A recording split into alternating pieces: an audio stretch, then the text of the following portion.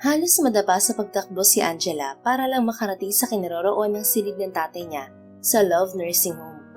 Tinawagan siya ng isang staff at sinabing nagwala na naman ang tatay niya sa gitna ng agahan.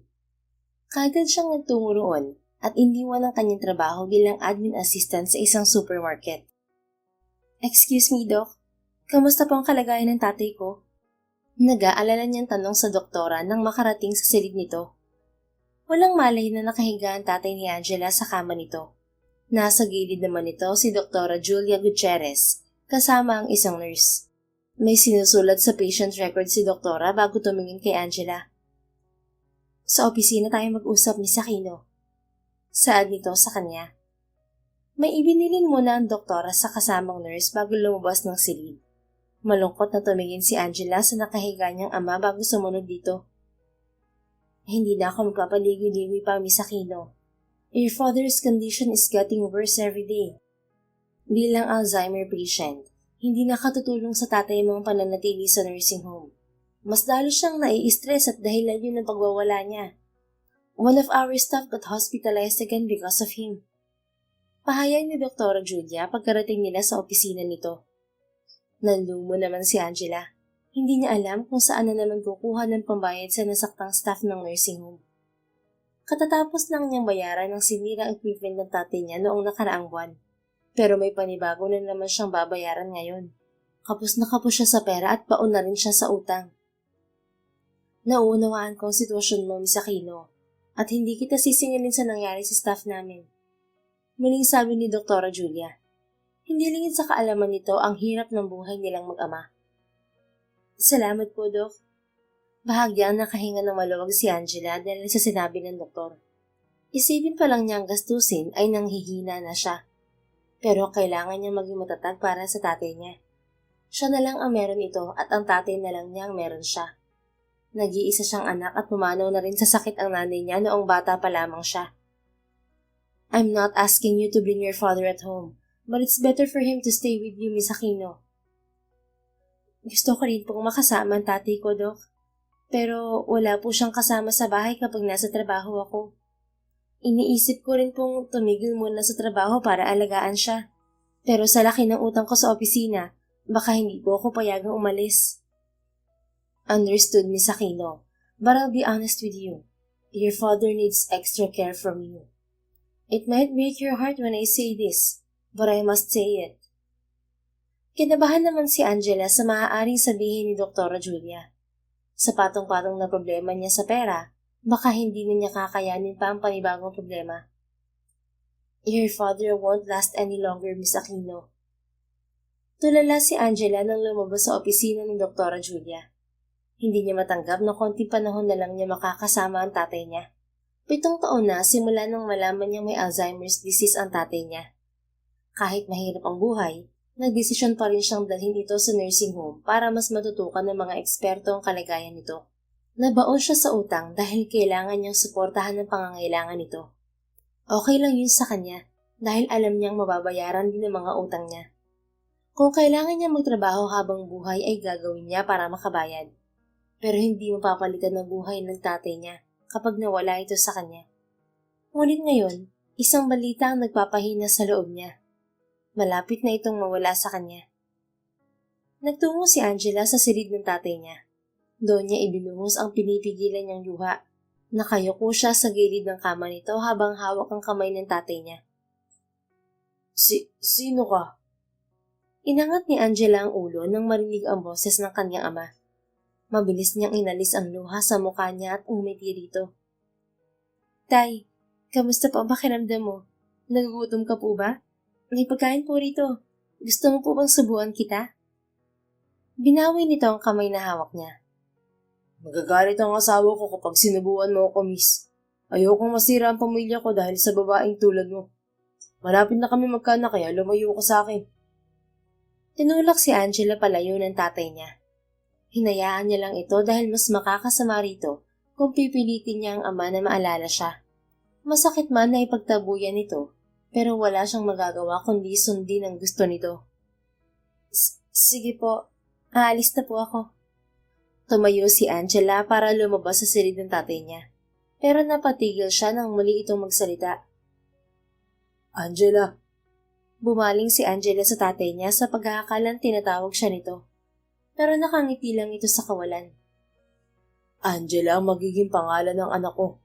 Isa siyang anghel sa buhay namin mag-asawa. Hindi na ako makapaghintay na makita siya. Palagi ko siyang ipapasya sa tabing dagat at mamumulit kami ng mga shells. Gagawan ko siya ng kwintas at bracelet. Papasanin ko siya sa balikat ko at lagi kami maglalaro. Excited nitong sabi. Muling napaluha si Angela sa nakikitang kasiyahan sa mukha ng tatay niya.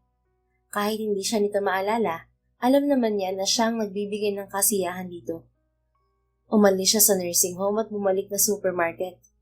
Sinubukan niya magpaalam sa manager ng supermarket para bigyan siya ng vacation leave. Angela, nauunawaan ko ang sitwasyon mo, pero hindi maaaring gusto mo.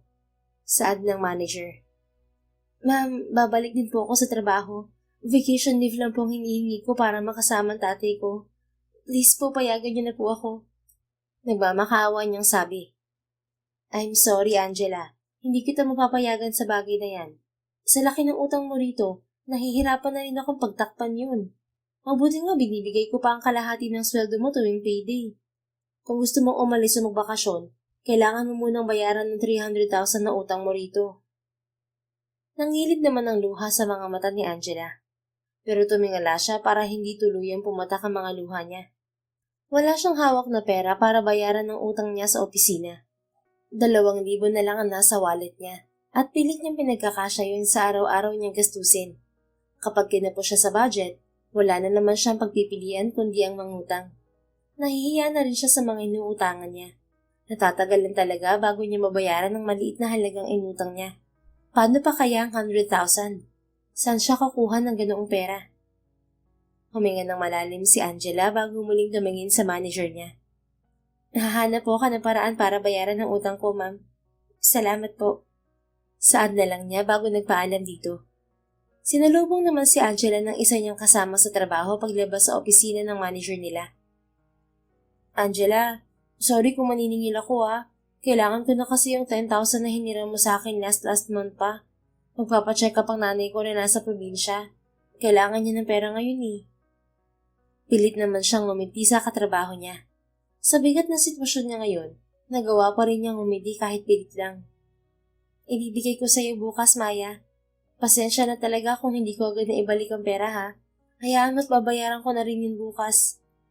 Pangako niya kahit wala pa siyang ideya kung saan kukuha ng pera. Bahala na. Thank you, Angela. Aasahan ko bukas Tumango lang si Angela sa kasama bago bumalik sa mesa niya. Hindi siya makapag-focus sa trabaho dahil iniisip niya kung saan kukuha ng pera. Pagkatapos ng trabaho ay umuwi lang ng bahay si Angela para magpalit ng damit. Nakita pa niya sa pintuan ng apartment ang warning notice dahil 3 buwan na siyang hindi nakakapagbayad. Kinuha niya lang ang papel at itinapon sa basurahan bago umalis. Nagtungo siya sa isang club. Alam niyang mabilis kumita ng pera sa lugar na yun. Excuse me, pwede ko po bang makausap ang manager? Tanong niya sa gwardya. Humagod ang tingin ng gwardya sa katawan niya. Pagkatapos ay umilinto. Miss, hindi sa pinapangunahan kita pero alam kong sadya mo rito. Desidido ka ba sa gagawin mo? Alam ba to ng mga magulang mo? Tumulo agad ang luha ni Andrea nang maalala ang kalagayan ng tatay niya. Alam niyang hindi ito papayag sa gagawin niya. Itinaguyod nito ang pag-aaral niya para gumanda ang buhay niya. Pero ito siya ngayon at gustong sirain ang buhay na mayroon siya. Umuwi ka na lang, miss. Kung may problema ka ngayon, baka masolusyonan mo yun sa ibang paraan. Huwag mong sirain ang buhay mo sa pagbibenta ng aliw. Marami na akong nasaksihan sa lugar na to na nagsisi kung bakit pinasok nila ang trabahong yun. Ako bilang magulang, hindi ko gugustuhin na pumasok sa ganitong trabaho ang anak ko. At alam kong ganun din ang mga magulang mo. Habang may pagkakataon ka pa, umatras ka na. Tumatak sa isip ni Angela ang sinabi ng gwardya. Nagpasalamat siya rito at umalis sa club. Nagtungo siya sa nursing home at doon nagpalipas ng gabi kasama ang tatay niya. Kinabukasan, hindi inaasahan ni Dr. Julia ang biglang pagdating ng pinsang si Calix sa opisina niya. Julia! Malakas nitong bati at kumikembot ang balakang na lumapit sa doktora. Tumayo naman si Julia at sinalubong ang pinsan. Nagbeso-beso ang dalawa. Calix, it's been a while. How's your visit in Paris? Tanong ng doktora bago anyayahan na maupo ang baklang pinsan. Exhausted. Maarte nitong sagot kasabay ng pag-iikot ng mga mata. Napatawa naman si Julia sa kaartehan ng pinsan. Hanggang ngayon ay naninibago pa rin siya sa malambot nitong kilos sa kabila ng malaki nitong pangangatawan. Hindi ka ba nag-enjoy sa Fashion Week? Akala ko ba gustong-gusto mo ang fashion? Bakit mukhang haggard na haggard ka? Hindi mo ba nagustuhan ang pagiging male model sa ibang bansa? No doubt I really love fashion even though I'm modeling for male outfit. No argument about my job. I'm still a guy with a girl heart and I love my job. So, anong problema? Hindi ka naman susugod dito na wala lang, di ba? Muling tanong ni Julia. Julia, my parents want me to get married. Reklamo nito na halos maiyak na. Oh, akala ko ba ikakasal na kayo ni Mario? What happened? Did you two break up? No, Mario and I are still together and we're planning to get married next year. So, anong problema? Hindi naman tutusin na tito at tita sa relasyon niyo Muling tanong ni Doktora Julia. Hindi lingid sa kaalaman ng doktora na tanggap ng mga magulang ni Calix ang pagiging pusong babae ng pinsan. Suportado ng mga ito ang lahat ng desisyon ni Calix sa buhay dahil nag-iisa lang itong anak. Uniko iho ito ng pamilya na naging unika iha na. They want a grandchild from me. How is that even possible?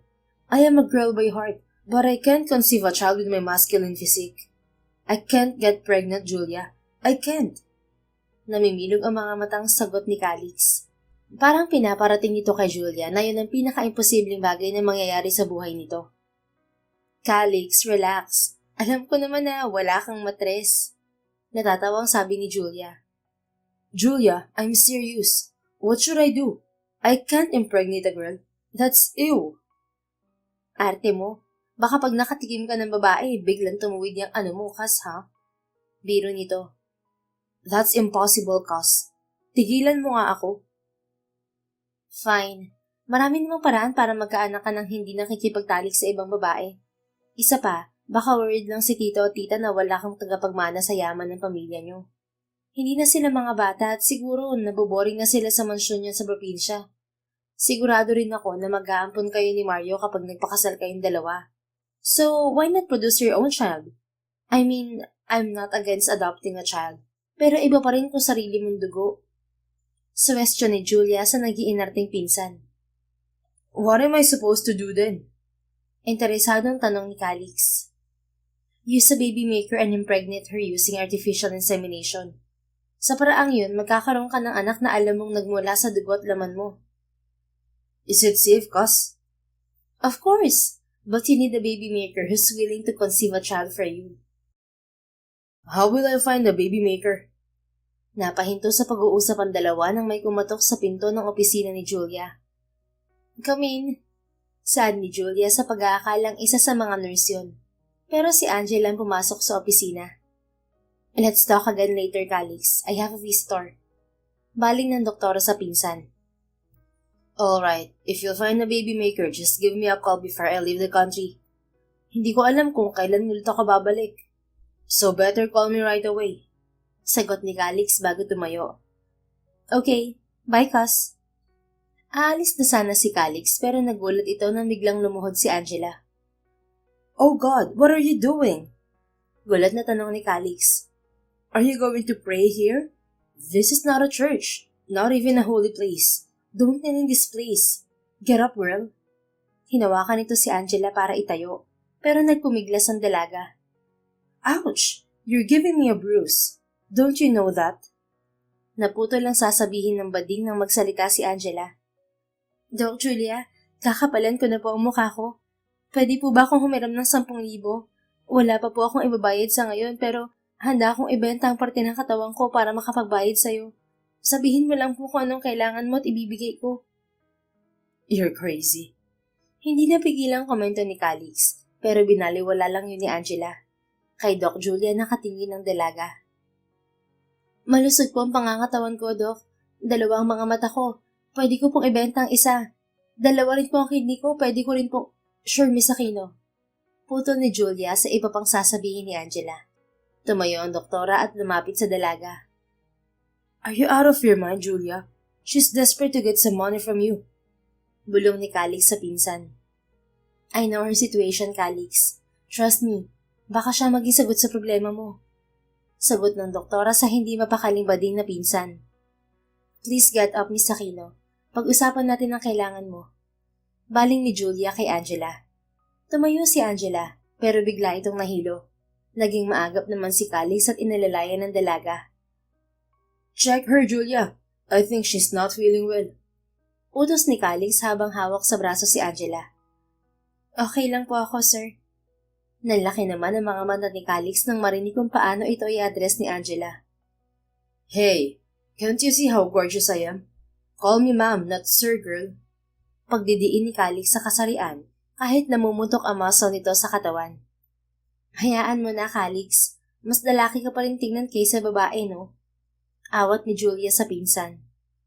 Okay, fine. Just check her condition. Umiikot ang mga matang pagsuko ni Calix. Inalalayan pa nitong umupo si Angela bago tingnan ni Julia ang kalagayan ng dalaga. Nang mapagtanto na maayos naman si Angela, ay nagpatuloy na rin ang mga ito sa naudlot na usapan. Ibibigay ko ang perang kailangan mo, Miss Aquino, pero hindi parte ng katawan mo ang gusto kong ibayad mo. Pagbubukas ni Doc Julia sa usapan. Sabihin mo lang kung anong bayad na gusto mo, Doc, at gagawin ko po. Kailangan ko lang po talaga ng pera ngayon pambayad sa katrabaho ko. Desididong sagot ni Angela. Matama namang pinagmamasdan ni Calix si Angela. Sa kabila ng namamaga nitong mga mata, ay nakikita pa rin niya ang ganda nito. Maganda rin ang katawan nito at matangkad. Papasa ito bilang modelo dahil ganoon ang pamantayan ng mga modeling agency na kilala niya. Malaki rin ang kinikita sa pagmamodelo, kaya nagtataka siya kung bakit kailangan nito ng pera kung pwede naman itong kumita ng mas malaki kung maghahanap lang ito ng ibang trabaho. Pakinggan mo muna kung anong gusto ko bago ka magdesisyon, Miss Aquino. Hindi naman kita pipilitin kung ayaw mo. Muling sabi ni Julia sa dalaga. You're consuming too much time, Julia. Just tell her about it. Naiinip na sabi ni Calix. Bumaling naman si Julia sa pinsan. Akala ko ba aalis ka na, Calix? Bakit narito ka pa? Pamimiloso po ng doktora sa pinsan. I'm curious about her. Sagot ni Calix na hindi na malayan na nawala ang kaartehan sa boses. Naging buo yun at lalaking-lalaki. Napangiti naman si Julia. Hindi na big deal ang pagiging baritono ng boses ni Calix. Alam ng doktora na ganoon talaga ang pinsan sa tuwing seryoso sa isang bagay. Hindi lang isang modelo si Calix. Isa rin siyang businessman. Kailangan niyang matigas na pagkatao sa pakikiharap sa iba't ibang negosyante at isa na roon ang pagiging buo at maotoridad na boses niya. Miss Aquino, papayag ka bang dalhin sa sinapupunan mo ang anak ni Calix? Kailangan niya ngayon ng taong magdadala sa anak niya. Inoffer ko na sa'yo, baka interesado kang tanggapin. Kung ayaw mo naman, ibibigay ko na lang sa iba. Nakita ni Calix na bahagyang natigilan si Angela bago ito bumaling sa kanya. Seryoso lang naman siyang nakatingin sa dalaga. Walang problema sa kanya kung papayag ito o hindi sa offer ni Julia. Pero mas maganda kung papayag ito. Mas mapapabilis ang proseso, lalo na't aalis ulit siya sa bansa sa susunod na linggo. Hindi lang 10,000 makukuha mo kapag tinanggap mo ang offer ko, Miss Aquino. Magkakaroon ka rin ng monthly allowance worth of 50,000 pesos kapag successful ang pagbubuntis mo. Hindi lang yon, dahil libre din ang lahat ng pangangailangan mo mula sa daily needs at check-ups. Wala kang alalahanin habang nagbubuntis ka. At bukod pa yun sa makukuha mong 10 million pesos pagsilang ng sanggol. Paliwanag ni Julia. Bumuntong hininga si Angela at pikit matang nagsalita. Tatanggipin ko po, Doc. Pero kailangan ko ng 2 milyon ngayon. Desisyon agad nito. What do you think, Calix? Tanong ni Julia sa pinsan. I don't mind giving her the money, but I think it's my right to know where she's going to use it. Binalingan niya si Angela. May makukuha kang monthly allowance, Miss Aquino. At hindi mo rin magiging problema ang araw-araw mong pamumuhay dahil kasama yun sa ibabayad ko sa'yo. Pero saan mo gagamitin ang paunang bayad sa'yo? Curious na tanong ni Calix. Gagamitin ko ang pera para bayaran ng mga utang ko at para makasama ang tatay ko bago siya mawala sa akin. Gusto kong tuparin ang hinihiling niya at isa na rin ang tumira sa tabing dagat. Nakaramdam ng awa si Calix nang makita ang pinipigilang luha ni Angela. Humahanga siya rito dahil malakas itong babae para dalhin ang ganoong uri ng problema.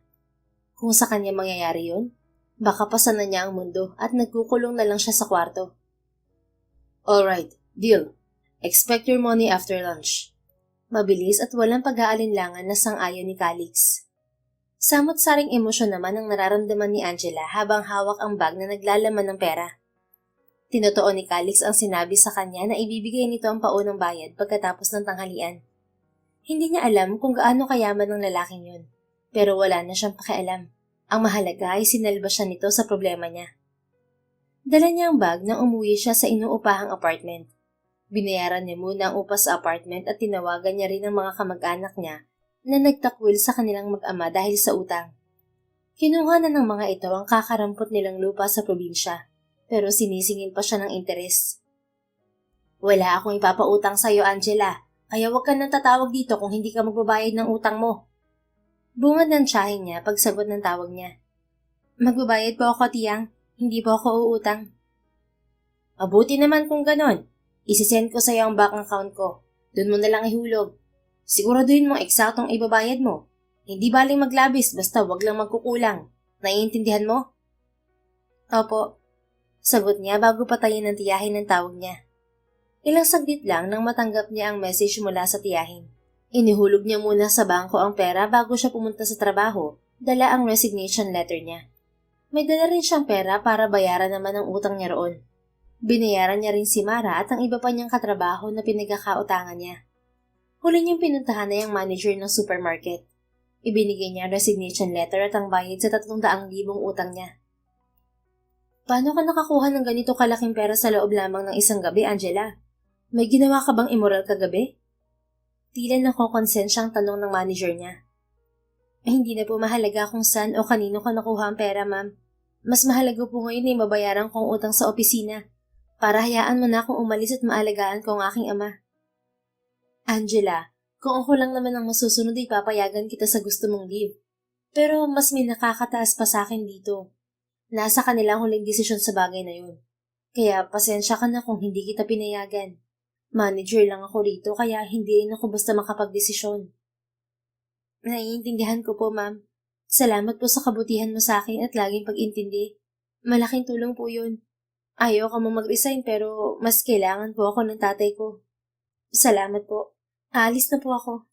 Paalam ni Angela bago lumabas sa opisina ng manager. Nagtungo siya sa kanyang mesa at nilikom ang mga gamit na dadalhin niya sa pag-alis. First job niya ang supermarket at maganda rin ang lokasyon nito dahil malapit yun sa nursing home at sa apartment niya. Pero aalis na siya sa trabaho para makasama ang tatay niya. Hindi naman kalayuan sa pwesto ni Angela ay naririnig niya ang pag-uusap ng mga kasama niya. Parang sinasadya ng mga ito na iparinig sa kanya ang sinasabi ng mga to. Nakita ko siya sa harapan ng isang club kagabi. Hindi na nakapagtataka kung saan siya kumuha ng pera na ibinayad niya sa atin. Saan ng isang katrabaho ni Angela. Kaya siguro aalis na siya rito. Baka mas gusto niya magtrabaho sa club. Mas mabilis nga naman kumita sa club kaysa rito. Komento pa ng isa. Hindi pinansin ni Angela ang sinasabi ng mga kasama niya. Totoo naman ang sinasabi ng mga ito. Oo at hindi niya literal na binenta ang katawan sa lalaking hayok sa laman. Pero ibinenta naman niya ang matres para magdala ng bata na ilalayo rin sa kanya pagsilang. Wala na siyang pagpipilian kundi tanggapin yun. Mas okay na yun kaysa naman magre-resign siya na sirang-sira dahil sa utang. Plano na rin niyang lumayo pagkatapos niyang manganak. Lalayo siya para sa payapang buhay kasama ang tatay niya. Isang linggo pagkatapos mag-usap ni Angela at Calix, dumaan sa iba't ibang test si Angela. Nang makitang wala namang problema sa katawan niya, itinurok na rin sa kanya ang sperm cell ni Calix. Umalis na rin ng bansa si Calix at hinayaan kay Julia ang pangangalaga kay Angela hanggang sa magsilang ito ng bata. Good news, Miss Aquino. It's positive. You're pregnant. Masayang bulalas ni Julia nang waling ites si Angela 3 linggo makaraan ng injection niya. Pwede ko na bang ilabas si tatay, Doc? Tanong ni Angela. Kasunduan kasi nila na mailalabas niya lang ang ama kapag positibong buntis na siya. Of course, Miss Aquino. Nakahanda na ang papel na pipirmahan mo para sa discharge ng tatay mo. Sinabi rin ni Calix na pwede mong gamitin ang villa sa isang resort niya sa Palawan para hindi ka na mahirapan na maghanap ng lugar para sa tatay mo. May makakasama ka rin na 2 nurse at 1 doktor para maalagaan ang pagbubuntis mo At para may kasama ka rin mag-aalaga sa tatay mo. Calix arranged everything for you and for the child before he left the country. Saad ni Julia. Thank you, Doc. Walang buhay na sagot ni Angela. Malaking utang na loob niya sa magpinsan, pero gayon pa man ay malungkot pa rin siya. Napansin naman ni Julia ang pagiging matamlay niya. Cheer up, Miss Aquino. Hindi makabubuti sa pagbubuntis mo kung malungkot ka. Susubukan ko po, Doc. Sagot na lang ni Angela. Paano ba siya magiging masaya kung alam niyang anumang oras ay mawawala na ang tatay niya? Pipilitin na lang niyang labanan ang lungkot para sa batang nasa sinapupunan niya. Paglabas ng tatay ni Angela sa ospital, ay dumiretso na sila sa private airport ni Calix. Ginamit din nila ang isa nitong private plane patungo sa Palawan. Alagang-alaga siya ng mga cabin crew sa loob ng eroplano. Pakiramdam niya ay isa siyang importanteng tao kung pahalagahan ng mga ito. Pagdating nila sa Palawan, nagsusumigaw rin sa karangyaan ng buong resort. Sinalubong pa siya ng mga staff na parang siya ang presidente ng Pilipinas. Nanliliit siya sa lugar lalo na nang makita niya ang villa na tutuluyan nila ng tatay niya. Anong lugar to? Nasaan ang asawa ko? Narito bang mag-ina ko? Nasaan sila? Sunod-sunod na tanong ng tatay ni Angela. Bahagyang yumukod si Angela sa harap ng tatay niya na nakaupo sa wheelchair. Ngumiti siya rito bago hawakan ang mga kamay nito. Tay, di ba gusto mo po sa tabing dagat? Ito na po yun. Titira na po tayo sa tabing dagat. Ipapasyal po kita mamaya sa dalampasigan. Pagpapakalma niya sa ama. Natigilin naman ito at nakatingin lang sa kanya. Para bang gulat na gulat ito nang makita siya. Angela? Anak? Naluluhang sabi ng tatay niya. Natutuwa nitong hinawakan ng mukha niya na parang matagal siyang hindi nakita. Niyakap ni Angela ang tatay niya. Kaagad na tumulo ang luha niya nang maramdaman din niya ang yakap nito sa kanya. Miss na kita, tay. Sabi niya. Namiss din kita, anak. Saan ka ba pumunta, ha? Bakit ang tagal mong umuwi? Nagluto ako ng paborito mong kare-kareng puso ng saging. Halika, kumain na muna tayo. Malambing nitong sabi. Tinuyo muna ni Angela ng palad ang mukha niya bago humiwalay ng yakap sa tatay niya. Nakangiti siya ulit nang humarap dito. Sige po, tay. Kakain tayo mamaya ng niluto mo. Pahinga ka po muna. Alam ko napagod ka sa biyahe. Kumunot ang noo ng tatay ni Angela. Sino ka? Nasaan si Mirna? Saan pumunta ang asawa ko? Bitiwan mo ako. Angil nito at nagsisimula ng magwala. Agad namang lumapit ang dalawang nurse na kasama ni Angela at tinurukan ito ng pampakalma. Ma'am, magpahinga ka muna. Kami na pong bahala sa tatay niyo. Saad ng isang nurse bago nito itinulak ang wheelchair palayo sa kanya. Muntik nang mag-breakdown si Angela pero nilabanan niya yon. Mabilis maapektuhan ng emosyon niya lalo na sa kalagayan niya ngayon. Kailangan niya maging malakas hanggang sa maisilang niya ang bata sa sinapupunan niya. Nang sa ganon, ay aalis siya ng walang utang sa kahit na sino. Mabilis lumipas sa mga araw at dumating ang kabuuanan ni Angela. Nasaksihan din niya kung paano tuluyang bumagsak ang katawan ng kanyang ama at kung paano ito tinalo ng sakit. Kahit papaano ay nagpapasalamat pa rin siya dahil nakasama pa niya ang tatay niya noong 87th birthday nito bago ito pumanaw. Katatapos lang ng libing nito at nagpaiwan siya sa harap ng puntod habang naghihintay naman sa sasakyan ng kasama niyang nurse at driver. Rest in peace, tay.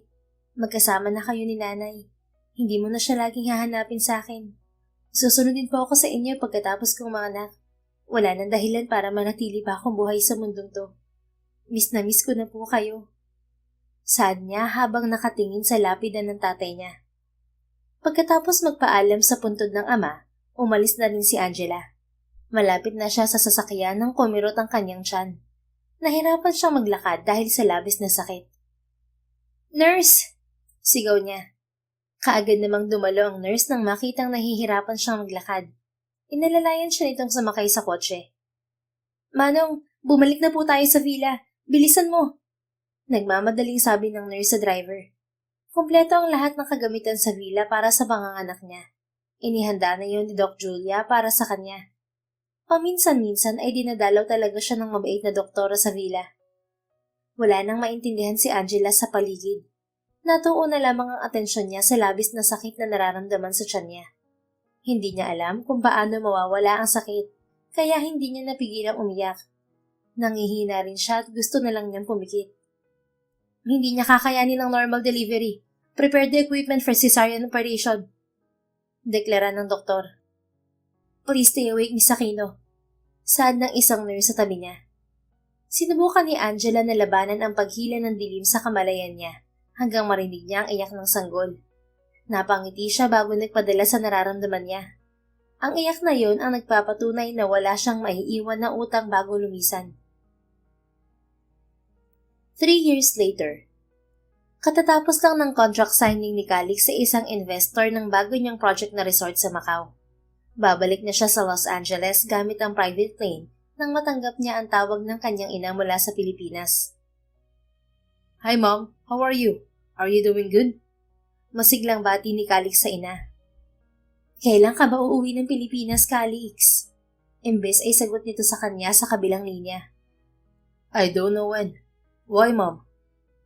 Third birthday na ng I'm busy, Mom. Call you later. Bye. Kaagad na pinutol ni Calix ang tawag ng ina dahil alam niya ang susunod nitong sasabihin sa kanya. Naguguluhan na si Calix sa gusto ng mga magulang niya. Noon, gusto ng mga ito na magkaroon siya ng anak. Natuwa pa ang dalawa nang malaman ng mga ito na kumuha siya ng baby maker at buntis na ang babae sa anak niya. Sa pagkakaalam niya ay kaagad na nagtungo sa Palawan ng mga magulang niya ng mga anak ang babae para kunin ang bata. Tapos ngayon, pinipilit naman siya ng mga ito na umuwi kaya naririndi siya. Hindi naman niya kagustuhan na magkaanak. Hindi nga niya alam ang kasarian ng bata. Pinagbigyan lang niya ang mga magulang niya na magkaroon ng apo ang mga ito sa kanya. Isa pang tawag ang natanggap ni Calix bago sumakay sa eroplano. Papatayin niya sana yon sa pag-aakalang mommy na naman niya ang tumatawag. Pero napangiti siya nang makita ang pangalan ng nobyo sa screen ng phone niya. Excited naman niyang sinagot ang tawag. Yes, baby. I miss you. Malambing na sabi ni Calix sa kasintahang kano. Where are you, Calix? I'm currently here in Macau. Why, baby?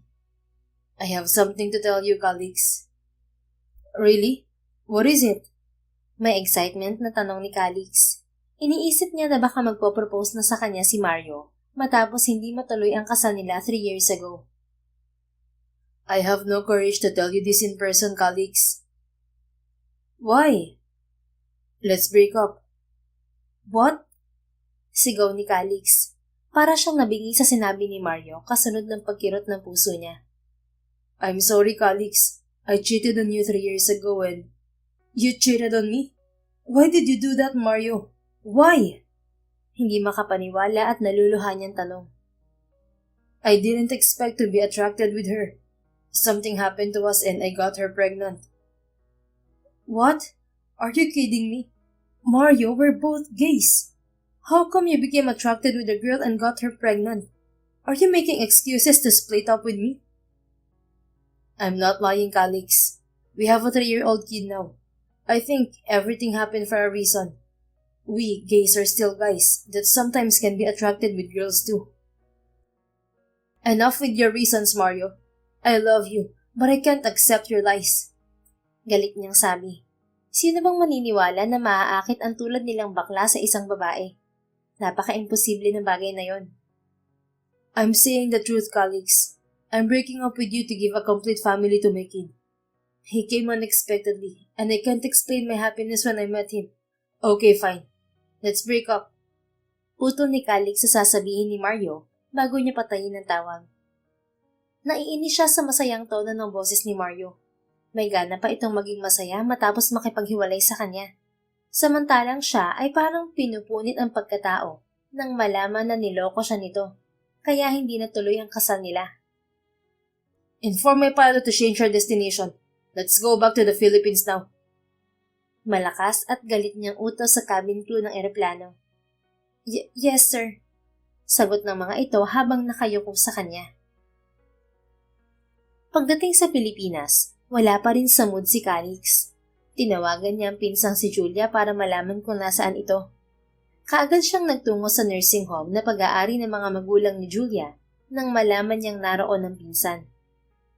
Julia! Sigaw niya pagpasok sa opisina ng pinsan. Nagulat pa ito sa lakas ng boses niya. Oh, hi there, Calix. Matagal tayong hindi nakita pero ganyang mukha ang pasalubong mo sa akin. Ano na naman ang problema mo? Bale walang tanong ni Julia habang abala sa mga papel na pinipirmahan nito. Umupo si Calix sa visitor's chair sa harap ng mesa ni Julia. Mario broke up with me cause he cheated on me and he had a kid. Pagsusumbong niya at parang bata na umiyak sa harap ng pinsan. Tumigil ka nga sa pag-iyak, Calix. Ang sakit sa tenga ng malaki mong boses. Para kang umaatungon na baka riyan. Reklamo ni Julia. My heart is broken, Julia. I need a warm hug. Humihikbi niyang sabi. Umuwi ka na lang sa probinsya, Calix. Ibibigay ni tita ang warm hug na kailangan mo. Umalis ka na, marami pa akong trabaho. Pumupunta ka lang sa akin kapag may problema kang akla ka.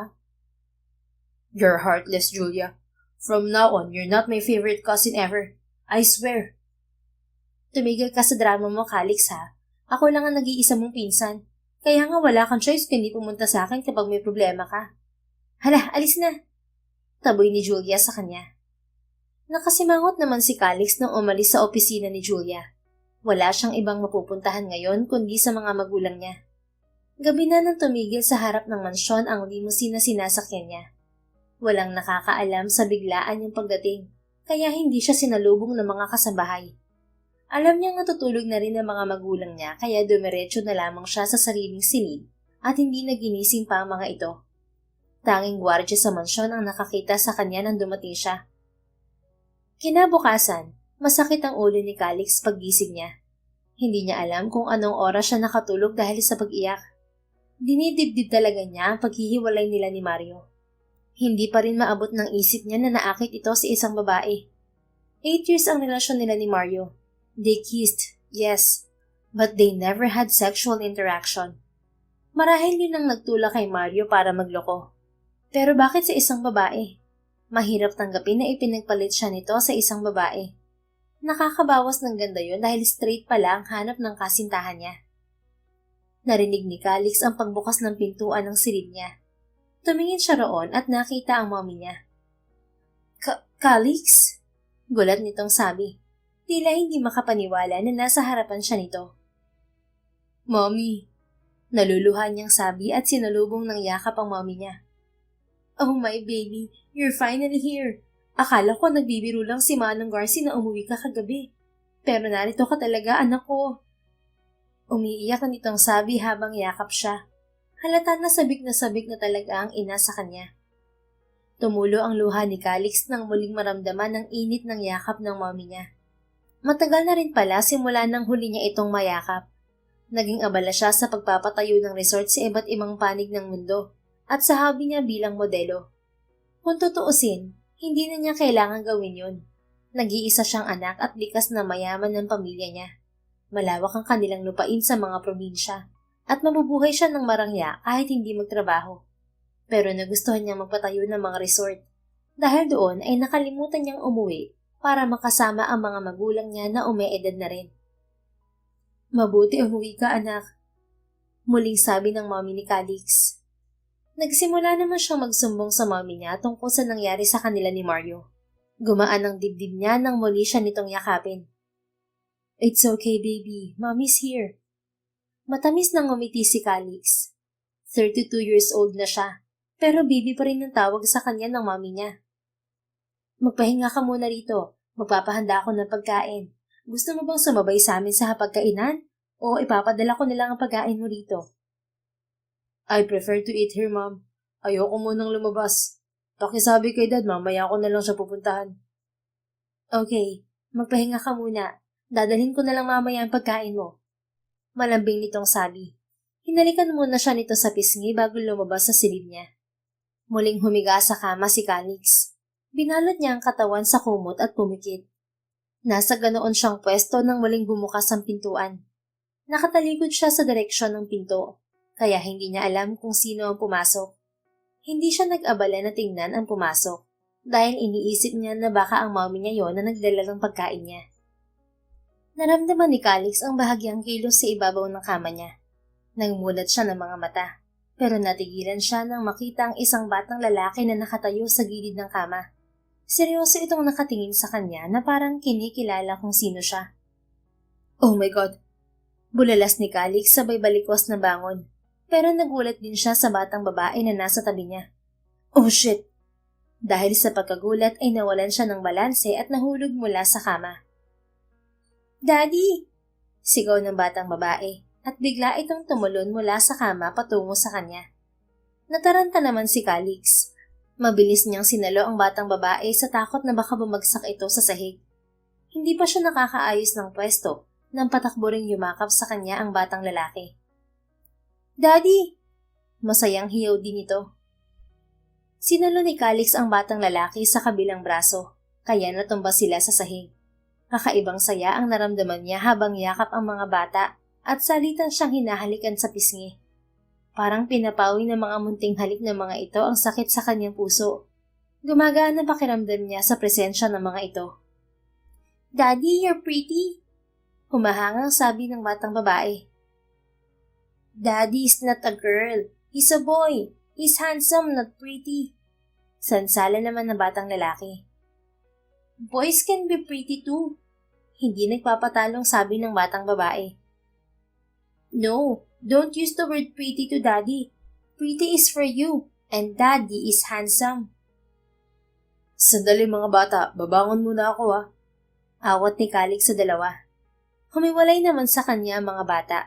Bumangon siya, pero muntik na naman siyang matumba nang sabay na yumakap ang dalawa sa kanya. Maagap naman niyang sinalo ang mga ito at binuhat para ibaba sa kama. Daddy, you're strong. You're like a superhero. Muling sabi ng batang babae pagbaba niya sa mga ito. Of course he's our superhero. He's our dad. Komento naman ng batang lalaki. Wait, kiddos. Care to tell me who you are? Tanong niya sa mga bata. Alam ni Calix na mahilig sa mga bata ang mga magulang niya. Minsan, pinapatulog pa ng mga ito sa mansyon ang mga anak ng trabahador sa hasyenda.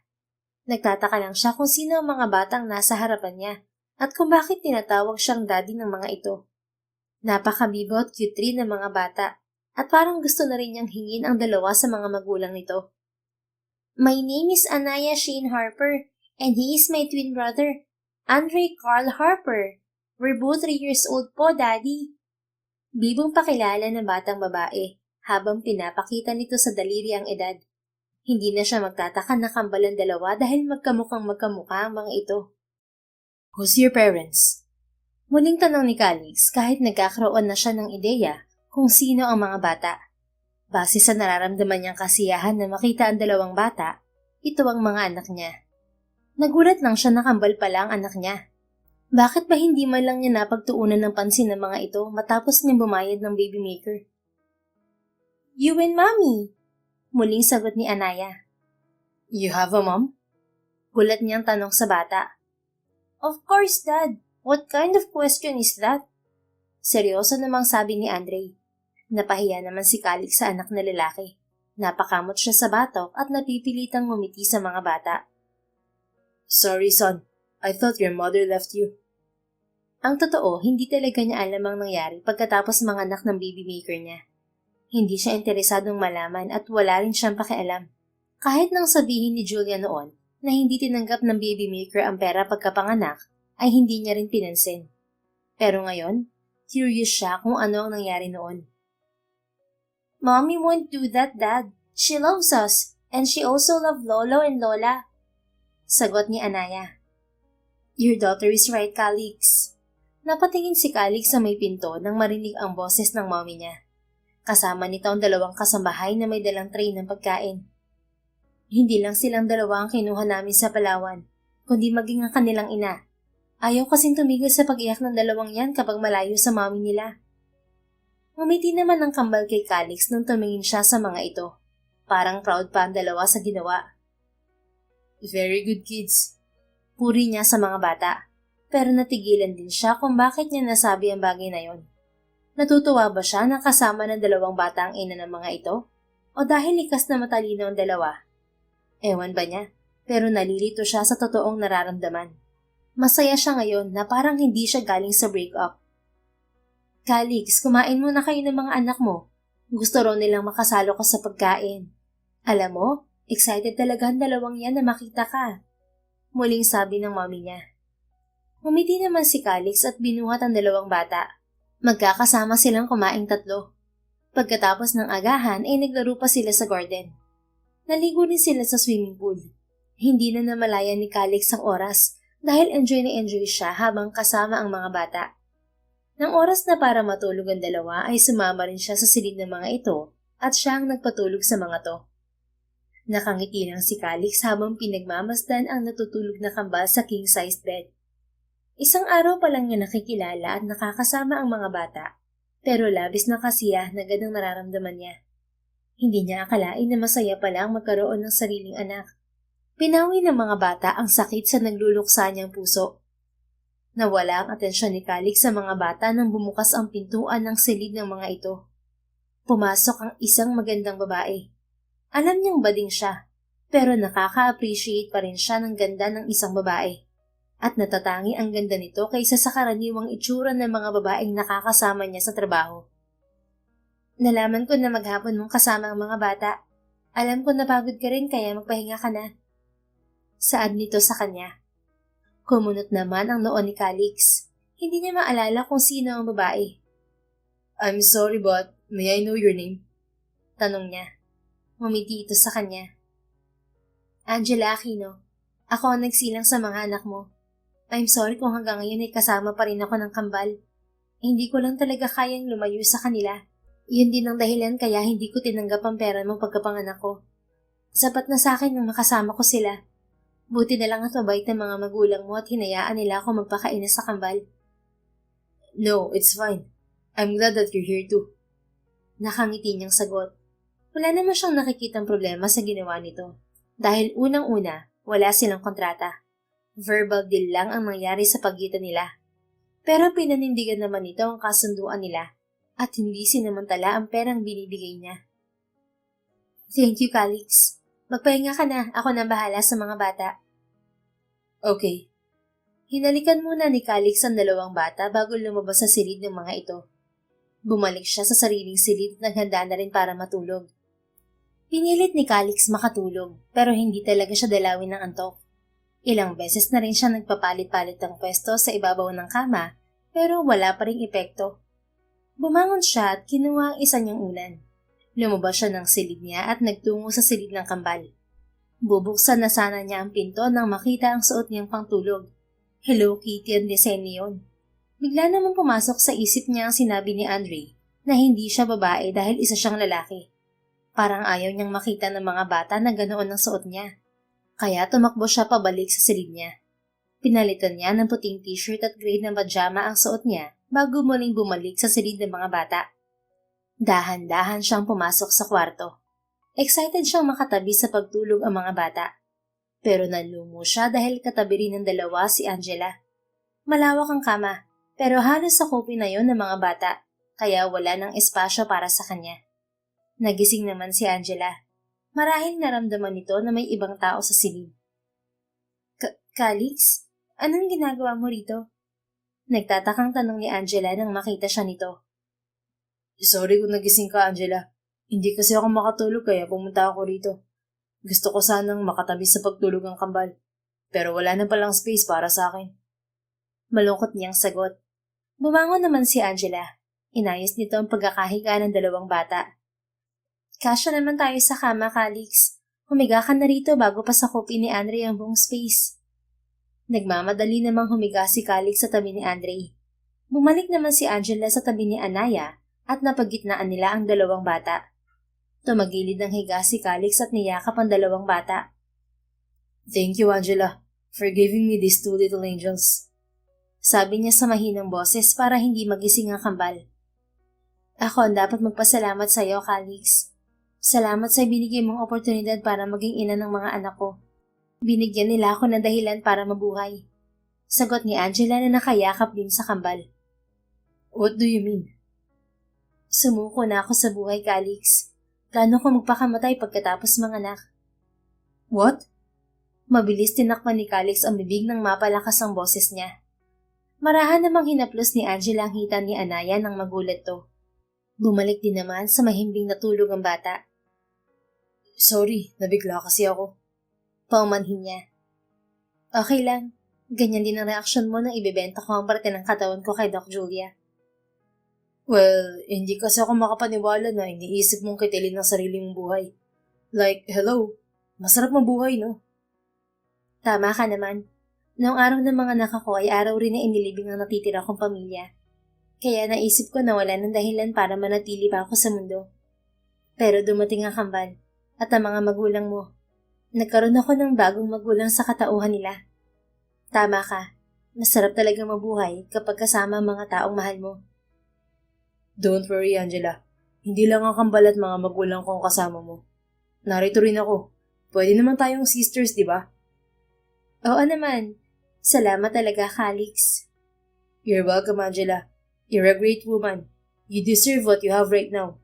Let's sleep na. Napagod talaga ako sa pakikipaglaro sa mga bata kanina. Okay. Good night, Calix. Saad ni Angela bago pumikit. Good night, Angela. Ngumiti si Calix at kontento ring pumikit. Para namang may sariling isip ang braso niya at na-extend yon para maabot ng yakap niya si Angela. Nang gabing yon ay naranasan ni Calix ang mahimbing na pagtulog kasama ang pamilya. Hindi na niya naiisip ang sawing puso dahil sa mga to. Nang mga sumunod na araw, nalaman ni Calix na tumutulong sa hasyenda si Angela. Mabilis nitong nalaman ng pasikot-sikot ng negosyo sa loob ng 3 taon. Pinagkakatiwala na rin pala dito ng mga magulang niya ang pamamahala sa buong hasyenda dahil matatanda na ang mga ito. Bagay na hindi niya nagawa para sa mga magulang dahil naging abala siya sa pansariling kagustuhan at pangarap. Kaya humahanga siya kay Angela sa ginagawa nitong pagtulong sa mga magulang niya. Daddy, surprise po natin si Mommy. Saad ni Anaya sa kanya. Anong surpresang gusto mo para kay Mommy, baby? Malambing niyang tanong sa bata. Let's cook her meal for lunch and bring at her work. Let's eat together, Daddy. Sandaling nag-isip si Calix. Wala naman siyang ginagawa sa hasyenda maliban sa bonding nila ng mga anak. Matagal na rin siyang hindi nakakapasyal sa hasyenda, kaya magandang pagkakataon na rin ang hiling ni Anaya sa kanya. Sure, let's go to the kitchen. Binuhat ni Calix ang 2 bata patungo sa kusina. So, what's your mom's favorite food? Muling tanong ni Calix nang makarating sila sa kusina. Kare-karing puso ng saging. Chorus na sagot ng kambal. Sadly, I don't know how to cook kare-kare. Let's cook another meal for your mom, okay? Okay, Daddy. Napangiti si Calix dahil mabilis kausap ang 2 bata. Nagluto na lang siya ng pork adobo dahil yun ang mas mabilis lutuin para sa kanya. Tinulungan naman siya ng kambal na ilagay sa lunchbox ang mga pagkain. Nang matapos sila sa paghahanda, ay nagtungo na sila sa bukid kung saan nagpapaani ng mangga si Angela. Dad, Mom is there! Turo ni Andre sa direksyon ni Angela pagbaba nila sa sasakyan. Nakita naman ni Calix na may kausap na lalaki si Angela at hindi pa sila nito napapansin. Alright kiddos, watch your step, okay? Paalala niya sa 2 bata habang bitbit niya ang mga pagkain inihanda nila para kay Angela. Yes, Dad! Sagot ng mga ito. Napangiti si Calix nang hawakan ni Andre ang kamay ni Anaya at inalalayan ito sa paglalakad. Inaalis pa nito ang maliliit na sanga ng kahoy sa daan ng kapatid para hindi ito matisod. Mommy! Sigaw ni Anaya nang malapit na sila kay Angela. Bumaling sa kanila si Angela. Anaya, Andre! Gulat nitong sabi. Iniwan nito ang kausap na lalaki at sinalubong ang 2 bata. What are you doing here? We cooked your lunch, Mommy. Malambing na sagot ni Andre. Tumingin naman si Angela kay Calix. Nakangiti niyang itinaas ang dalang lunchbox. Gusto nilang kumain kasama ka. Sabi niya sa babae. Sure, my babies. Hintayin niyo ako sa kubong yun. May gagawin lang si Mommy, okay? Bilin ni Angela sa kambal. Okay po, Mom. Sagot ng 2 bago pumunta ang mga ito sa kubong itinuro ni Angela. Magiliw pang bumabati ang 2 bata sa mga trabahador, kaya tuwang-tuwa ang mga ito sa kambal. Hindi mo ba susundan ng mga bata? Walang babantay sa kanila sa kubo? Tanong ni Angela nang makitang nakatayo lang si Calix roon. Susunod na rin ako sa kanila. Sagot niya, pero muli siyang tumingin sa lalaking kausap ni Angela bago sila dumating. Nakangiti ito sa kanya habang kumakaway. Hindi makakalimutan ni Calix ang lalaking yon dahil ito ang first love niya sa hasyenda. Nanatili si Calix at ang kambal sa kubo habang hinihintay si Angela. Mula roon ay nakikita pa rin ni Calix ang lalaki na hindi umaalis sa tabi ni Angela. Napapansin pa niya ang paminsan-minsan itong pagpaypay ng hawak na sombrero kay Angela kahit malakas naman ang hangin doon. Inabala na lang ni Calix ang sarili sa cellphone habang naglalaro ang kambal sa kubo. Nakita niyang isang invitation message ng kilalang fashion organizer, pero tinanggihan niya yon. Nawalan siya ng ganang na dumalo sa mga fashion show. Sa bahay na rin siya nagmamonitor ng kanyang mga negosyo. Mapagkakatiwalaan naman ng mga taong namamahalan ngayon. Maya-maya ay lumapit na rin si Angela sa kubo kasama ang lalaking kausap nito. Sorry kung medyo natagalan ako. Kumain na tayo. Saad ni Angela, pero natuwa ng paningin ni Calix sa kasama nitong lalaki. Calix, pare. Matagal din tayong hindi nagkita. Mutik na kitang hindi makilala. Kumusta? Ibang-iba na ang itsura mo ngayon kaysa ng mga teenager pa tayo. Nagbago ka na rin ba? Tanong nito sa kanya. Tinapik pa nito ang kanyang balikat at pasimpleng pinisilyon. Hindi naman siya nagbigay ng reaksyon sa lalaki na napansin ni Angela, kaya namagitan ito sa kanila. Darwin, sumabay ka na sa amin kumain. Paanyaya nito sa lalaki. Salamat sa paanyaya, Angela. Pero sasabay na lang ako sa mga trabahador. Binati ko lang si Calix. Paano? Alis na ako. See you around, Calix. Paalam nito bago umalis. Tahimik naman si Calix habang kumakain. Tanging boses ng kambal ang nag-iingay sa kubo hanggang matapos sila sa tanghalian. Thank you for the food, babies. Nakangiting wika ni Angela sa kambal. Daddy cooked the food, mommy. Sagot naman ni Andre. Tahimik pa rin si Calix habang nakaupo at nakatanaw sa malawak na bukirin. Naramdaman niyang umupo sa tabi niya si Angela. Napansin kong pagiging tahimik mo simula nang dumating kayo ng kambal dito. May problema ba, Calix? Huminga ng malalim si Calix. I saw my first love, Angela. Si Darwin bang tinutukoy mo? Tumango naman siya bilang sagot. Bakit naging tahimik ka nang makita siya? Muling tanong ni Angela. Hindi ko alam, pero ibang naramdaman ko na makita ko siya ulit. Ano bang naramdaman mo? Hindi pa ako sigurado kung tama ba yun o hindi. Nalilito niyang sagot. May damdamin ka pa rin ba para sa kanya? Muling tanong ni Angela. Tumingin naman siya rito. I'm not sure, but I feel like a jealous boyfriend. Matapat niyang sagot. Nagsiselos ka sa akin? I don't know. Nalilito ako, Angela. Hinawakan ni Angela ang kamay niya. Napatingin naman siya roon bago muling tumingin sa mukha nito. Calix, kung ano man ang nararamdaman mo, huwag mong pigilan, lalo na kung pagmamahal yan. Okay lang ang magselos dahil parte yun ng pagmamahal. Let him know kung may pagtingin ka pa rin sa kanya. Malay mo, si Darwin pala ang bubuong muli sa nawasak mong puso. You're aware about what happened to my love life? Konti, nabanggit lang sa akin ni Mama. Tukoy ni Angela sa mommy ni Calix. Anyway, narito lang ako kapag gusto mo nang makakausap tungkol sa puso. Tutulungan kita kay Darwin. Single pa rin yan hanggang ngayon. Baka kayo talaga ang meant to be. Nakangiting saad ni Angela. Para bang mas excited pa ito sa love life niya. The way he looks at you, I know he likes you, Angela. I know, but I'm not interested with his feelings for me. Malinaw na yun kay Darwin dahil priority ko ang trabaho sa hasyenda at ang mga bata. You're a wonderful woman.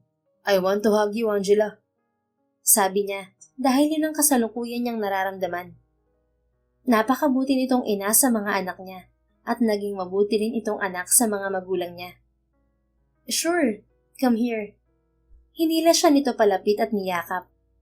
It's supposed to be a sisterly hug. Pero nagtaka si Calix sa kanyang sarili nang maramdaman ang init ng katawan ni Angela sa katawan niya. Parang nag-init ang kanyang mukha nang maramdaman ang dibdib ni Angela sa dibdib niya. Alam niyang bading siya, pero normal bang mag-isip siya ng hindi maganda sa kapwa niya babae? Bakit may mahalay na senaryong pumapasok sa isip niya kasama si Angela?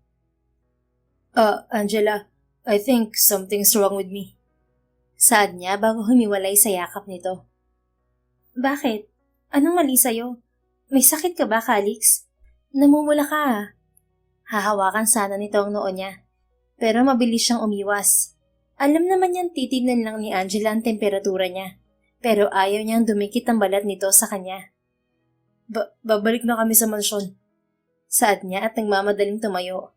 Binuhat niya ang dalawang bata pabalik sa sasakyan. Hindi na siya nag-abalang balikan ng lunchbox na naiwan niya sa kubo at nagmaneho na agad pabalik sa mansyon.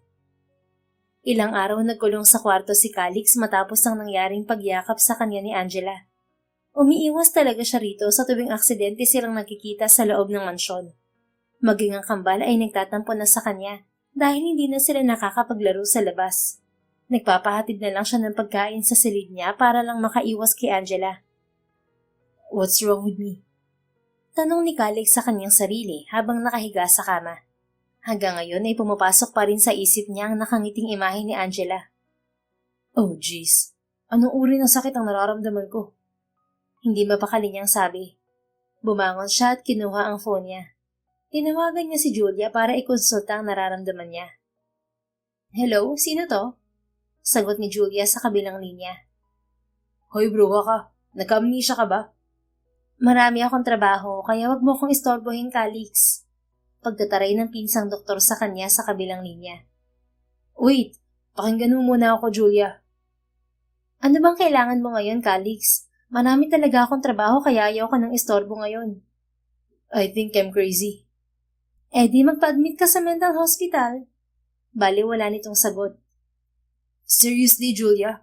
I'm not kidding. I think I'm really crazy. Hindi rin ako nagbibiro, Calix. Magpa-admit ka na sa mental hospital. Gusto mo bang gawan kita ng referral? No, thanks. Malaki ang naitulong mo, Julia. Bye. Pinutol niya ang tawag at hinagis niya ang cellphone sa ibabaw ng kama. Ang doktor na inaasahan niyang tutulong sa kanya ay hindi rin makausap ng matino. Kaya wala rin ibang makakatulong sa kanya kundi ang sarili niya. Kailangan niyang malaman kung anong nangyayari sa kanya. Nagtungo si Calix sa balkonahe. Baka kulang lang siya sa sariwang hangin dahil matagal na siyang nagkukulong sa silid niya. Magre-relax muna siya sa balkonahe. Pero hindi niya nagustuhan ang nakita sa may main gate ng mansyon. Natanaw niya sina Darwin at Angela na masayang nag-uusap. Uminit ang ulo niya at bumalik sa loob ng kwarto. Pabagsak siyang humiga sa kama. Alam niyang nagsiselo siya ngayon. Pero kanino? Bading siya kaya dapat kay Angela siya nagsiselos dahil kasama nito ang first love niya. Pero bakit mas nagagalit yata siya kay Darwin dahil kasama nito si Angela? What's wrong with you, Calix? Tanong niya sa sarili. Sinampal pa niya ang mukha para magising sa katotohanan na bading siya at imposibleng ma-attract siya sa isang babae. Imposibleng mangyari sa kanya ang nangyari kay Mario. Babae siya. Babae. Calix, gising ka na ba? Si Angela to. Papasok na ako ah. Tanong ni Angela na nasa labas ng kwarto ni Calix. Nataranta namang bumangon si Calix, pero natigilan siya habang nakaupo sa gilid ng kama. Parang may nagkakarera sa dibdib niya dahil sa bilis ng tibok ng puso niya. Di naman niya nampalad ng sariling dibdib. Nasa ganoon siyang akto nang pumasok si Angela sa kwarto niya. Nagmamadali itong lumapit sa kanya nang makitang hawak niya ang dibdib. Calix, ayos ka lang ba? May masakit ba sa'yo? Mas lalong lumakas ang tibok ng puso ni Calix nang hawakan ni Angela ang kamay niyang nakahawak sa dibdib niya. Calix, magsalita ka naman. Huwag mo akong takutin. Nag-aalala nitong sabi. Angela. Bakit? Ano bang nararamdaman mo? Bakit hawak mo yung dibdib mo? May sakit ka ba sa puso? Natataranta at nag-aalalang tanong ni Angela. Nakatitig lang naman siya sa maganda nitong muka. Calix, ano ba? Sumagot ka nga. Ano bang masakit sa'yo? Tatawag na ako ng doktor. Hinawakan ni Calix sa pusuhan si Angela nang aalis na sana ito. Bumaling ito sa kanya at mataman niya itong tinitigan sa mga mata. I finally realized what's happening to me, Angela. Sabihin mo sa akin kung anong nangyayari sa'yo. Makikinig ako. I finally realized that Hello Kitty is not really cute. Ha? Ano bang sinasabi mo, Calix? I'm changing my taste, Angela. Nakita ni Calix ang kalituhan sa itsura ni Angela, pero nagulat ito nang hilahin niya palapit. Napaupo si Angela sa kandungan niya. Calix, what are you trying to do? Nauutal nitong tanong nang hawakan niya ang pisngi nito. I never kissed a girl before. But to confirm my doubt about myself, I want to kiss you, Angela. Calix. Napasingap si Angela nang tuluyan niya itong halikan sa labi. Hindi siya gumagalaw at pinapakiramdaman niya ang sarili. Bading siya, at dapat ay makakaramdam siya ng pandidiri na halikan ng isang babae. Pero nakapagtataka na gusto niya ang init ng labi ni Angela sa labi niya. Kitang-kita niya ang gulat sa itsura nito. Sinubukan nitong magsalita habang magkalapat ang mga labi nila. Pero yun ang mag-adyok para kumilos ang labi niya. He didn't expect that kissing a girl would feel heaven. Starting from that moment, he finally realized that he's also attracted to Andrea. Gusto niya pakiramdam habang hinahalikan to. Pero bigla siyang itinulak ni Andrea at tumakbo ito palabas ng silid niya. Samantala, sapo ni Andrea ang dibdib nang makalayo siya sa silid ni Calix. Para siyang hinahapos sa pagtakbo para lang makalayo rito. Sasabihin lang niya sana kay Calix na nag-set up siya ng date para dito at kay Darwin. Pero bakit humantong sa halikan? Gosh, bading ka ba talaga? Nalilito niyang tanong. Tumigil siya sa paglalakad at napahawak sa labi niya. Ramdam pa niya roon ang init ng labi ni Calix. Umiling naman siya at sinaway ang sarili. No, bading talaga si Calix. Lahat ng tao sa Hacienda ay alam na bading siya. Maging ang mga magulang niya, sinabing bading talaga siya. Pero bakit nangahalik ang bading na yun? Para siyang hindi bading kung paano siya humalik kanina. My God, nababaliw na yata ako. Pagkausap niya sa sarili, pinilik pa niya ang ulo para mawala sa isip niya ang nangyari. Angela. Napaigtad si Angela sa gulat nang marinig ang boses ni Calix sa likod niya. Wala siyang kalam-alam na sinundan pala siya nito. Pasimple siyang humugot nang marinig ang boses ni Calix sa likuran niya. Wala siyang kalam-alam na sinundan pala siya nito. Pasimple siyang humugot ng malalim na hininga bago bumaling dito. Bakit? Help me.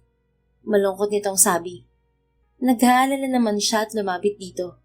Isinantabi muna ang halik na namagitan sa kanilang dalawa kanina. Okay ka lang ba? Anong masakit sa'yo? My heart. Hinawakan naman niya ang dibdib nito at marahang hinaplos yun para pawiin kung ano man ang nararamdaman nito sa puso.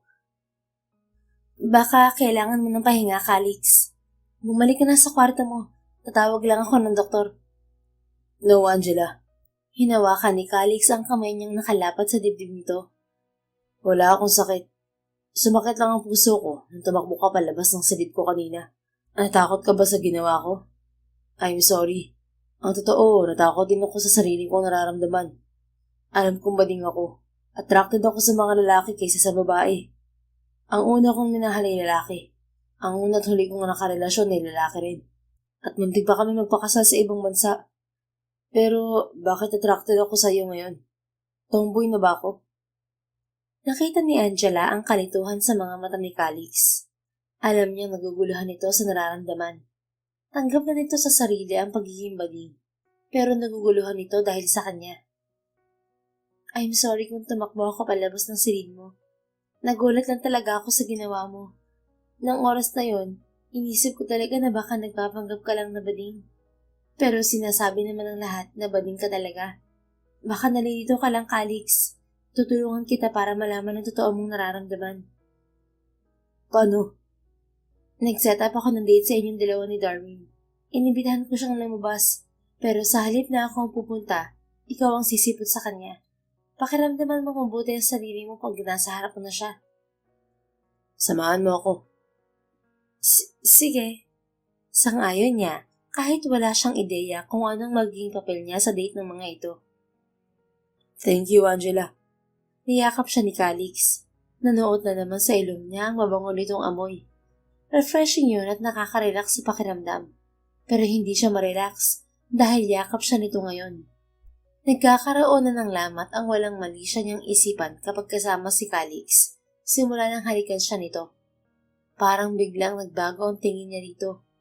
Lalaki pa rin ang tingin niya kay Calix sa kabila ng pagiging bading nito. Pero dahil sa nangyaring halik, nahihirapan siyang paniwalaan na bading talaga ang lalaki. Tulad ng kagustuhan ni Calix, kasama siya nito sa setup niyang date para dito. Magkasama silang nagtungo sa View Hill Restaurant sa labas ng hasyenda. Maganda ang tanawin doon dahil sa tuktok ng burulang restaurant. Pagdating doon ay nakita agad nila si Darwin. Ngumiti ito nang makita siya, pero napalis agad ang ngiti nito nang makitang kasama niya si Calix. Akala ko tayong dalawa lang ang kakain, Angela. Hindi mo naman sinabi na kasama pala si Calix. Sad ni Darwin, pero napansin ni Angela ang pagkadisgusto sa boses nito. I'm sorry, Darwin. Si Calix talaga ang kasama mong kumain ngayon, pero isinama niya lang ako dito. Ibig sabihin, si Calix ang may gusto na makadate ako?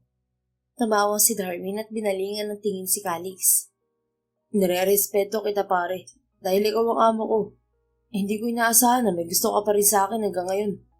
Pero pare, hindi tayo talo. Babae ang gusto ko at si Angela yun. Huwag ka nang umasa na may pag-asa ka sa akin. Hindi mangyayari yun. Good. Maikling sagot ni Calix. Nagtaka naman si Angela sa naging sagot ni Calix, lalo na nang hawakan nito ang kamay niya sa harap mismo ni Darwin. From this day onwards, I forbid you to be close to Angela. Maintain your distance within 100 meters away from her. Ano? Pasensya na kung sasabihin ko to, Calix. Pero nababaliw ka na ba? Gusto mong lumayo ko kay Angela dahil gusto ko siya? Ginagawa mo ba to dahil siya ang gusto ko at hindi ikaw? Nagsiselos ka ba sa kanya? No. Sa'yo ako nagsiselos, Darwin. Sapat na yung dahilan para lumayo ko kay Angela. Hindi ko gustong makita ka sa tabi niya. Huwag mong subukan na suwayin ako. Dahil baka hindi mo magustuhan ang gagawin ko. Pagbabanta ni Calix sa lalaki bago siya nito hilahin paalis. Hindi naman makapaniwala si Angela. Parang kailan lang sinabi sa kanya ni Calix na nagsiselos ito nang makitang magkasama sila ni Darwin. Hindi naman niya akalain na nagsiselos ito kay Darwin dahil sa kanya. Akala ni Angela ay wala nang gugulat sa kanya pagkatapos ng ginawang pagbabanta ni Calix kay Darwin. Pero ginulat na naman siya ni Calix habang kumakain sila ng agahan kinabukasan. Mom, Dad, I want to be married with Angela. Nasa mid si Angela habang kumakain. Natigilan naman at hindi makapaniwala ang mga magulang ng binata. Sigurado ka ba, Calix? Gulat na tanong ng daddy ni Calix. Yes, Dad. Pinag-isipan ko itong mabuti kagabi kaya sigurado po ako. Gusto kong pakasalan si Angela para tuluyang mabuo ang pamilya namin. Ano sa tingin mo, Angela? Tanong naman sa kanya ng daddy ni Calix. Uminom muna si Angela bago sagutin ang tanong ng matanda. Okay lang po sa akin na hindi kami kasal ni Calix pa. Baka naguguluhan lang po siya ngayon. Maayos naman po ang setup namin at ang mga bata. Sa tingin ko, hindi naman po kailangan ng kasal para mabuo ang pamilya namin. Dahil hindi naman po kami broken family. Mahinahon niyang sagot. Binitiwan naman ni Calix ang hawak na kubyertos. Nagtaka sila nang tumayo ito. Umiwas naman ang tingin si Angela kay Calix nang bumaling ito sa kanya. I was rejected twice by the same person in just 2 days. Thank you, Angela, for making me feel broken again. Malungkot nitong sabi bago umalis sa hapagkainan.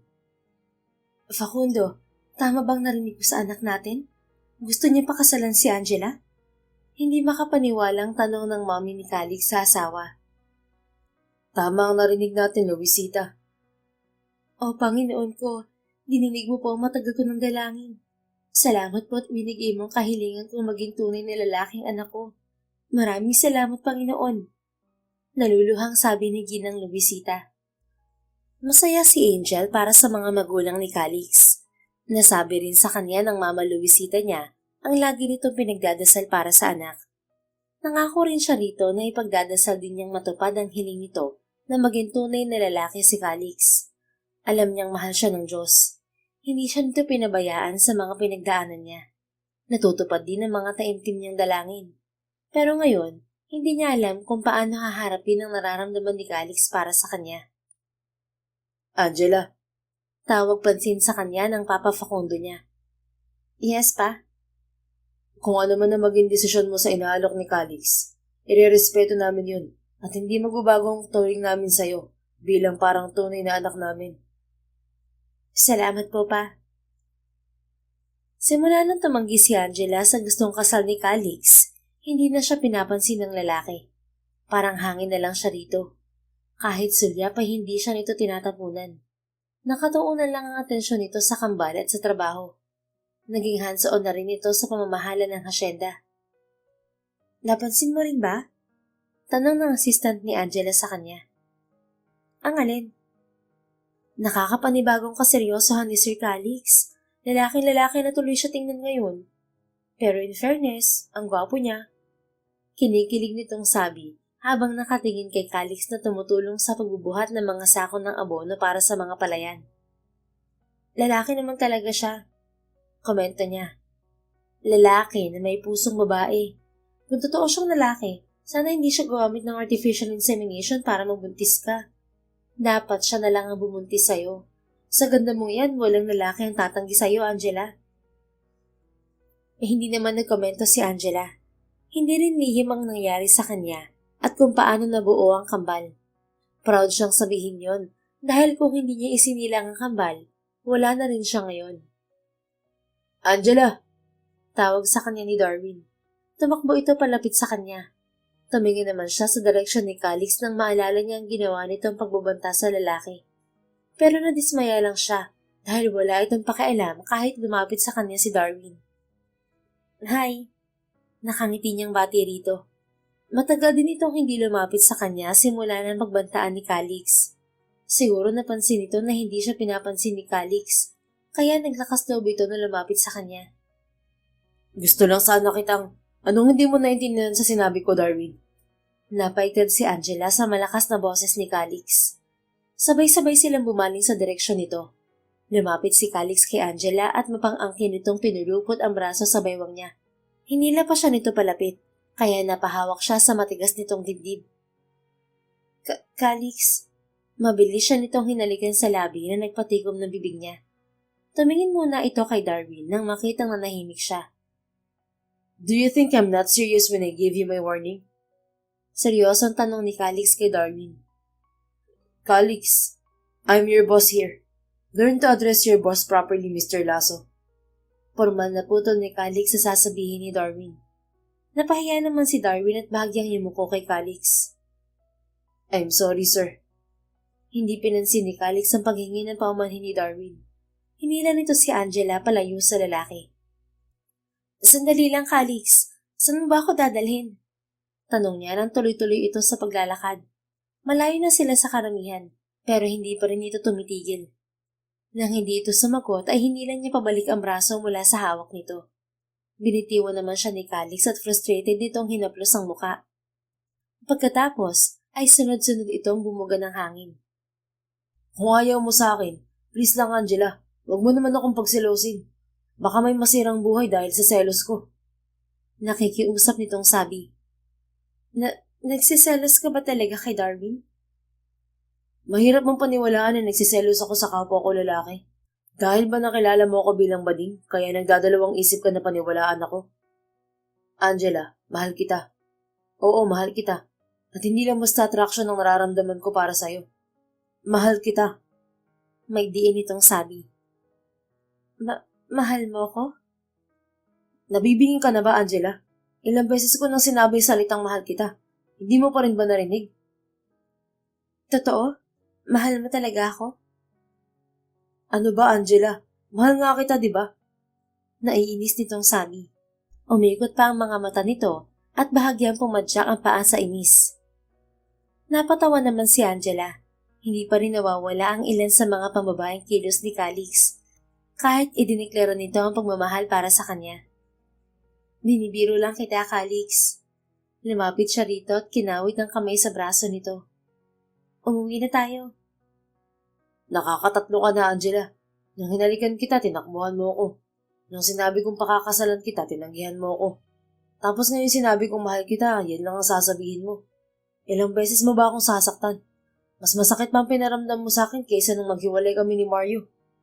Gusto ko na tuloy pagsisihan kung bakit babae ba ang ginusto ko ngayon. Hindi naman ako ganyan na babae pa ako. Hindi ako mahirap intindihin. Pero ikaw, ang sakit mo sa bangs. Kaloka ka. Saan nito habang naglalakad sila patungo sa sasakyan nito. Tumigil sa paglalakad si Angela.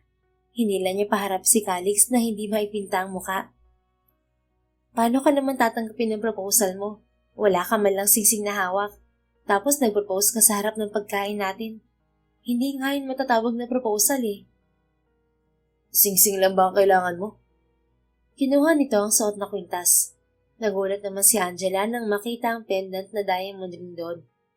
Inalis ni Calix sa kwintas ang singsing. Pinagandaan ko talaga to kung sakaling maghanap pa ng singsing. Hindi na rin ako magtatanong sa harap ng pagkain, Angela. Lumuhod to habang nakalahad ang singsing sa harapan niya. Nirentahan ko ang matres mo nun. Pero pwede bang puso mo naman ang ibigay mo sa akin ngayon?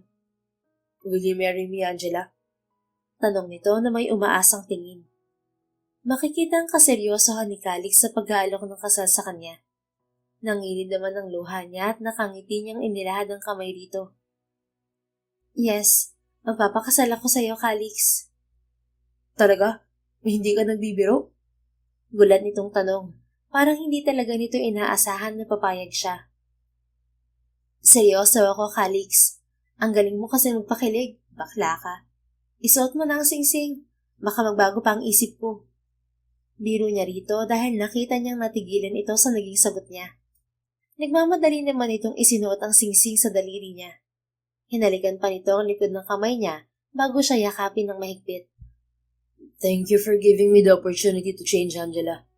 Thank you so much. Nakangiti rin si Angela habang yakap si Calix. Akala niya talaga hindi ito seryoso sa pag-aalok ng kasal sa kanya. Pero lagi pala itong handa at naghihintay lang ng pagkakataon na magtanong siya tungkol sa singsing. Dahilan niya lang sana ang paghahanap sa singsing para malaman kung gaano ito kaseryoso. Pero ito nga at seryoso pala talaga ang bakla. Salamat din, Calix. Noon pa man ay hinihiling ko rin sa Diyos na ikasal sa ama ng mga anak ko.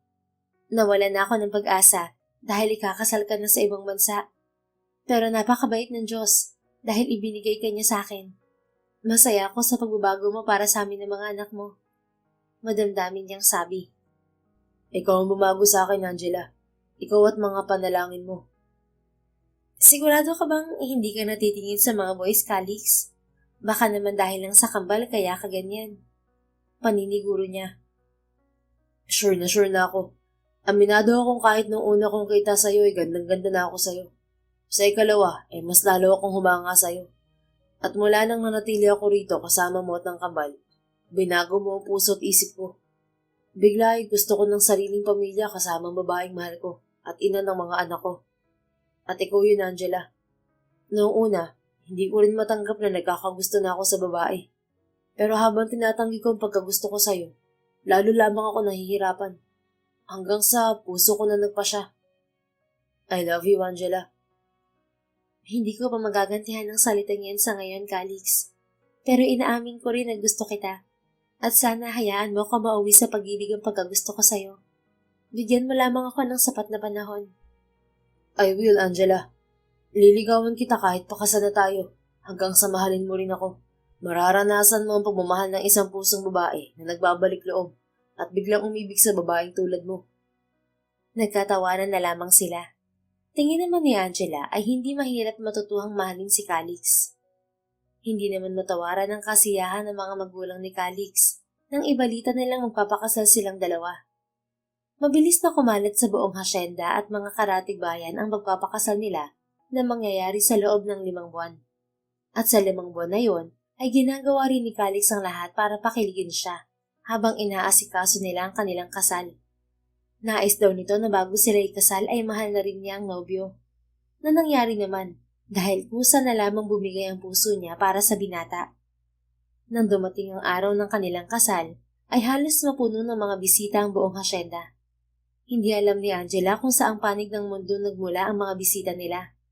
Basta ang alam niya lang ay iba't ibang lahi ang karamihan sa mga yun na kasosyo sa negosyo ni Calix. Makalipas ang 2 taon, muling nasundan ng kambal nilang anak ng isa pang kambal na lalaki. Tuwang-tuwa naman si Calix dahil lumalaki na ang pamilya nila, habang ito naman ay hindi tumitigil sa pagpapalago ng negosyo. Katatapos lang ng proyekto nito sa Macau, pero may bago na naman itong proyekto sa Hawaii.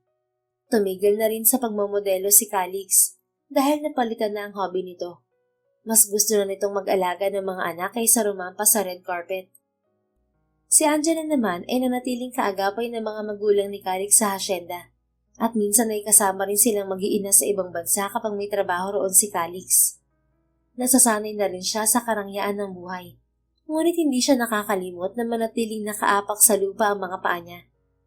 Hindi rin siya nakakalimot na magpasalamat sa Diyos. Kung wala ang Diyos at ang taimtim niyang pananalangin, ay hindi niya makakamtan ng kasiyahang natatamasa niya ngayon sa piling ni Calix. Naniniwala siya na kahit anong bigat ng problema natin sa buhay, ay tanging Diyos lamang ang ating makakapitan. Diyos lang ang nakakaalam ng lahat at kailangan lang nating magtiwala sa mga plano niya para sa atin. Magugulat ka na lamang na isang araw sa hindi inaasahang pagkakataon, higit pa sa hinihiling mo ang ibibigay niya. Gaya na lamang ng kompleto at masayang pamilya na meron si Calix at Angela ngayon. Ang hiling lang noon ni Angela ay maginhawang buhay, ngunit ibinigay din sa kanya ang mga anak niya at si Calix.